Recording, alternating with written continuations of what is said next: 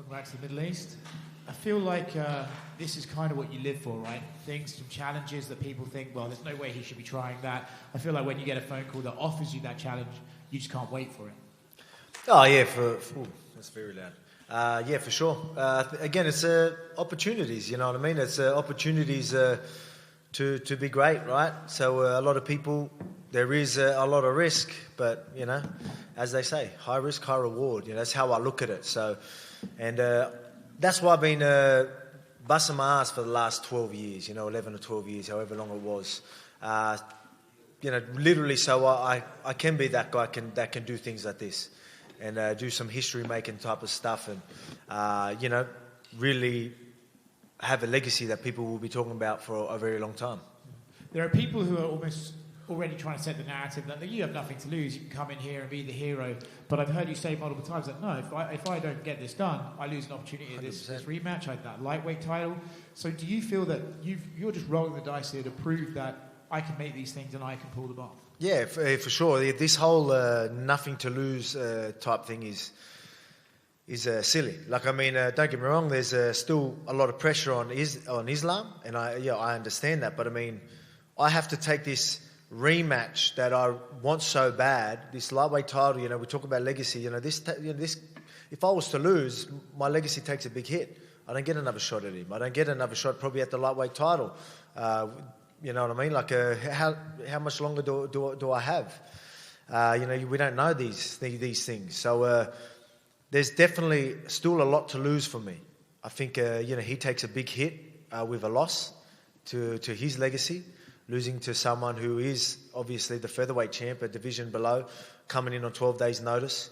Again, there's a lot of pressure on him, but you know, no pressure on me. I'm not letting there be any pressure, but there's still a lot to lose for me. So I don't want people acting like, you know, like that there's no, me doing this is a no-brainer. I guarantee you there's not many fighters that are going to do this. And, you know, you heard Islam say, you know, no excuses and things like this. It's just one thing I want to say is, like, put it this way, 100% if the roles were reversed, this fight is not happening. I don't care what anyone says. He's not fighting on 12 days' notice. So he needs to remember that. Tactically, you've said that you're going to come in more aggressive early on. Is that because cardio's not where it was for that February fight, or is that I found something out in that 5th round of the first fight that I can apply in the first 2 rounds of this next fight? Why tactically come out there more aggressive this time? I just don't think I need to, you know, from the first fight, like, I showed him a lot of respect, and it's well-deserved respect. But, you know, I felt like I didn't need to show him so much respect. And, you know, it's pretty obvious. It's, you know, I'm sure they understand that I'm going to be coming for him. So it's no hidden secret for me to be like, yeah, I ain't taking, you know, I'm going to be coming full steam ahead of him. You know what I mean? So it's going to be an exciting fight because of that. You know, a lot of people, I'm just trying to be real with every situation I'm in. You know what I mean? Like, usually I'm preparing for the worst, and I've got a lot of ways things can go. When you get 12 days notice, there's not so much variables for me, or like there's not many ways I can go. Don't get me wrong, I probably could, but I can't afford to focus on any of that. All I can focus on is what I plan on doing and what I want to do. And the fact that I've had 12 days notice, I think, is what's going to make me so dangerous. Because what I learned from that first fight, and me saying, you know, I showed him too much respect, me taking this on 12 days notice, I can't afford to show him respect. So it's sort of playing into my hand anyway. I'm going to be fresh, excited, coming off a short camp, no nigglies, no injuries, and then I'm coming full steam ahead. You took it on 12 days. What amount of days would it been to make you say no? Say it again? So you said yes on 12 days. Would you have said yes on 10 days? Would you have said yes on 7 days? How close to the fight before you saying, well, okay, come on? I mean, it just depends on the weight, really. That's 12 days where my weight was. Luckily, the day before I got the phone call, my weight was pretty heavy. You can go on my YouTube channel and you can see what my weight was. I think it's out there anyway. But if you want more of the details, it's in that video. But yeah, you could see, and then I was already like, oh wow, this is way too heavy. So I had a 1 day head start before I had the call, because I didn't like that weight. So I lost like a couple of kilos even before I got that phone call.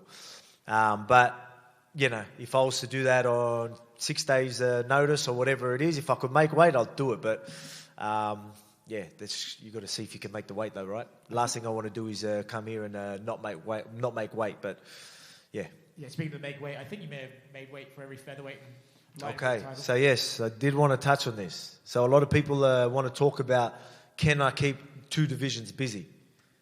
So let's talk about this for a second. I've come here to fight. I've stepped up for every light and featherweight fight for the last year, over a year. I've been here ready to fight. Not only I did fight in most of them, and I will fight in most of them because I missed out on one, but I still turned up there to make weight. So there you go. I've been for the last, 5 or 6, I think it's 6, last 6 light featherweight fights. I've been there to fight every single one. Try and tell me that I can't keep two divisions busy. So we'll see you in January. See me in January. Alex, if it wasn't Islam that you were stepping on short notice, would you have taken the fight? Like, if they had come to you and say, like, both lightweights can't make it, can you fight Ilya on 12 days' notice? Would you have taken that? Or is it the fact that it's a guy you fought before and it's Islam? For lightweight? For just featherweight or lightweight or anything? Well, I ain't making featherweight on 12 days' notice. So I think there's a lot of things, you know. I want to be that guy, but I mean, there's history here. This fight, you know, like, what if, you know, say if I didn't take this opportunity, he fights Charles and wants to move up and goes there, and then I don't ever get a chance to have that rematch. That was playing on my mind too. That was a big reason why I needed to do this as well. This is an opportunity where I can get that rematch and do something great. You know what I mean? So that's how I'm looking at this. If this was just any other fight, probably not. You know what I mean? Wouldn't interest me. This interests me. There's history. There's this rivalry. There's a lot of talk already from the first fight. Like, this fight needs to happen, and we're doing it on 12 days' notice. So, like, kind of going off that, if it was Islam that got the cut and they said, can you fight Charles on 12 days' notice, would this not have been the same, considering you've made it known that beating Islam is more important really than the lightweight belt? The lightweight title is still a thing that I want, though, and then I demand the rematch anyway, so I get that rematch. So that works out. So like, you know, I'm thinking of it all. You know, I mean, if I was to fight Charles instead of Islam this weekend, I take that belt. When Islam's back, I get my rematch. So either way, fighting for that lightweight title, yeah, probably because the fact it was lightweight title, I can make weight, and part of my legacy, I want that second belt. I want that rematch. That still promises me the rematch. So yeah, that'll be a clear, easy decision for me to do as well. And how is the hands? Because the last time we spoke to you in Sydney, it was the elbow. That was the elbow. So I broke the hand. That was last year, but the elbow was after the last one. But yeah, it's fine. Alex, just curious. One of the narratives coming out of the last fight and what his team has been saying this week is that you were actually heavier on fight night than he was. Do you know if that's accurate? Nah, they're just. I don't know what they're talking about. I mean, it's funny how they'll sit there and like, how can you say a lot of that stuff? They literally, the biggest excuse that I heard was the fact that they didn't have 10 extra hours. You know what I mean? It's like how are we using that as an excuse? You're saying you're that big that you can't rehydrate in 30 hours or 30-something hours. You need 40 or whatever it's going to be.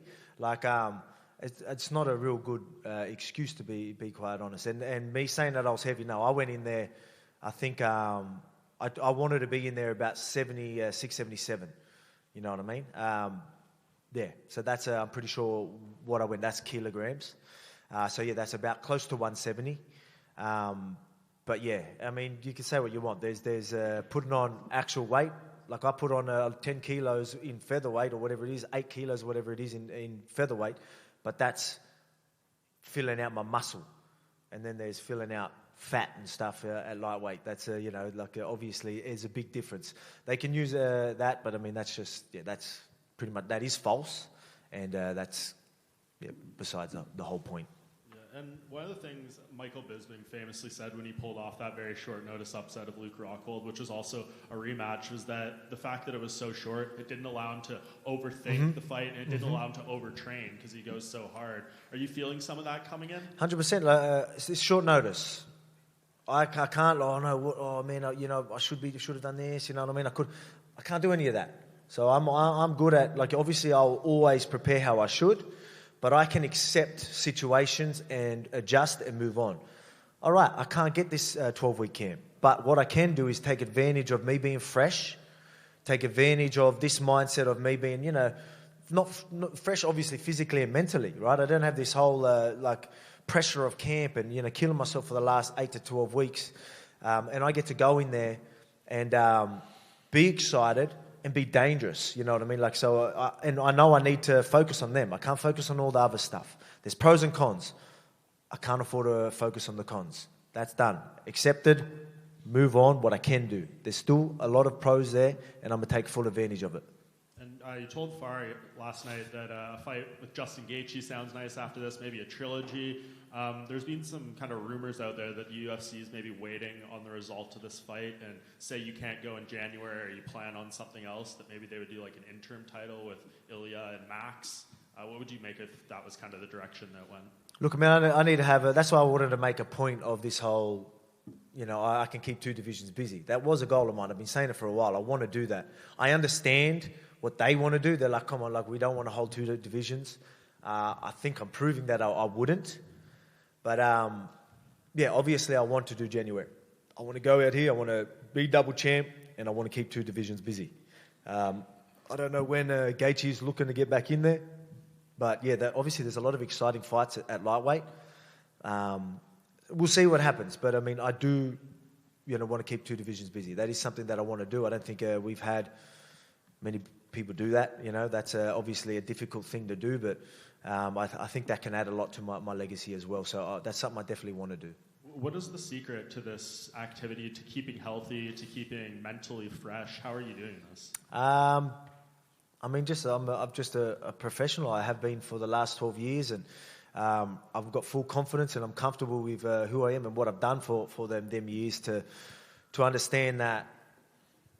I'm going to prepare anyway, and then I'm going to be, a lot of people are like, I need a break, and they're worried about if things go wrong, which is fair. But I mean, I've got I got that motivation probably from Izzy, how active he was, and what he was doing for so many years. That was inspiration for me to be like, I want that. I thought that was incredible, and that's why you're seeing me, take that as well.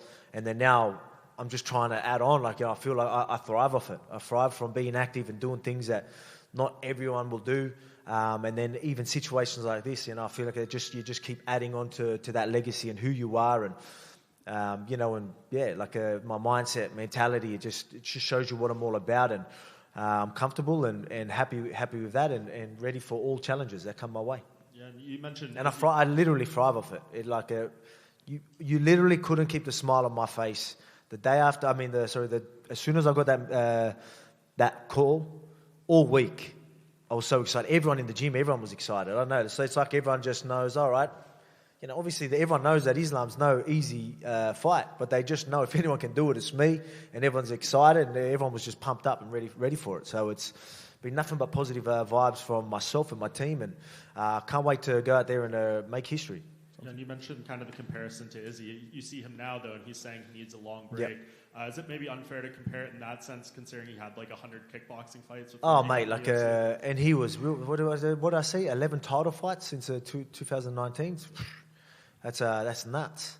You know what I mean? It's crazy. So, obviously, it obviously didn't go his way last fight, and then he just needs some time. You know what I mean? So.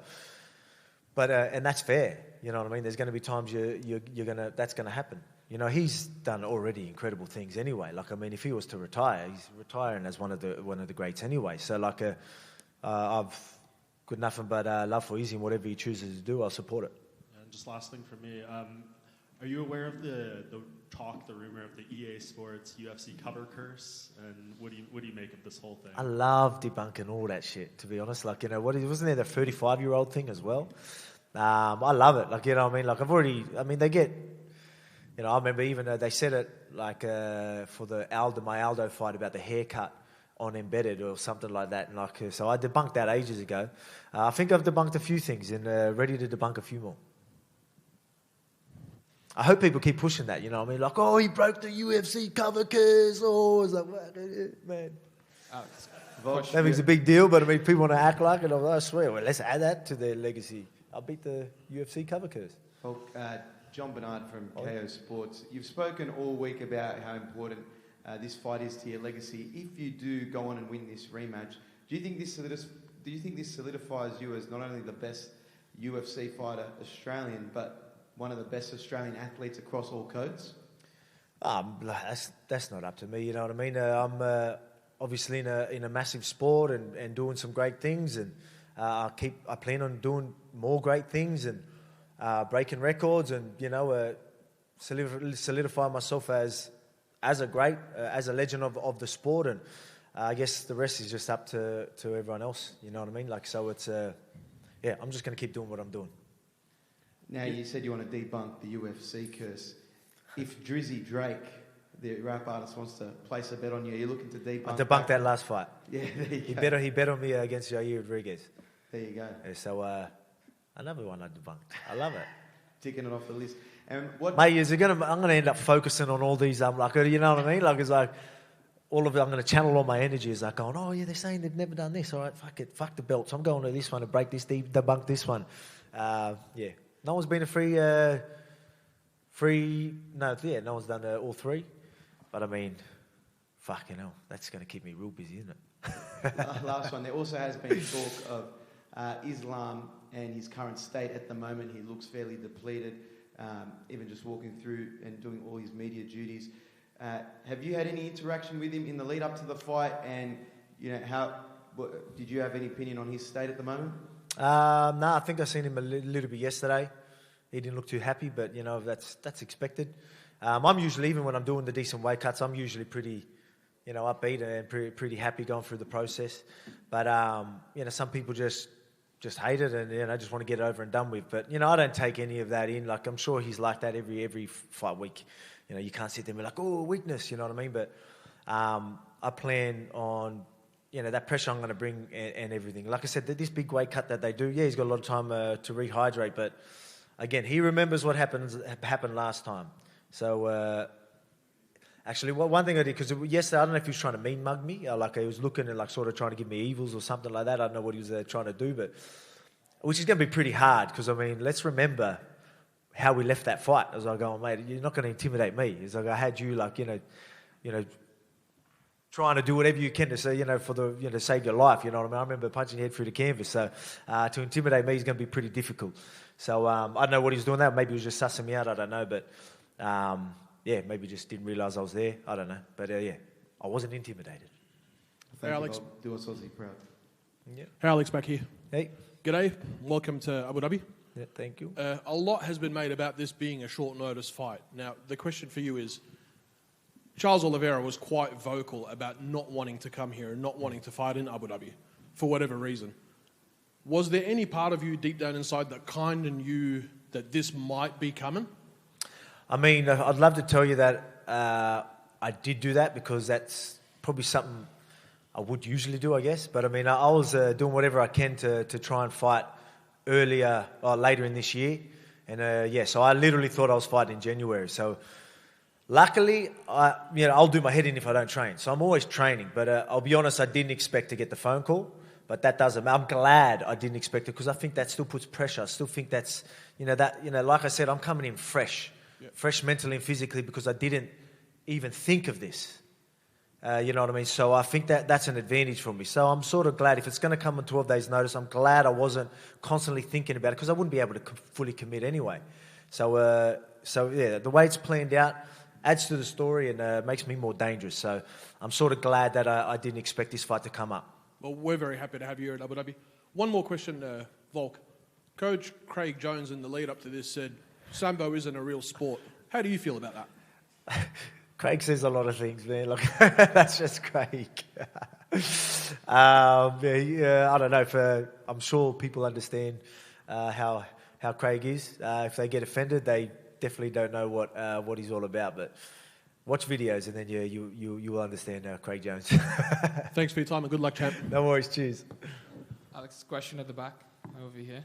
Yep. You bring a lot of heart and passion into your fights, and that's, of course, your legacy as well. But you spend quite some time away from home. in New South Wales. So how's the support and the passion from your team as well? Can you talk us through that and the legacy as well that's involved with Time away from home. Yeah. Your No. fights and the support. Because I'm fighting regularly, you mean?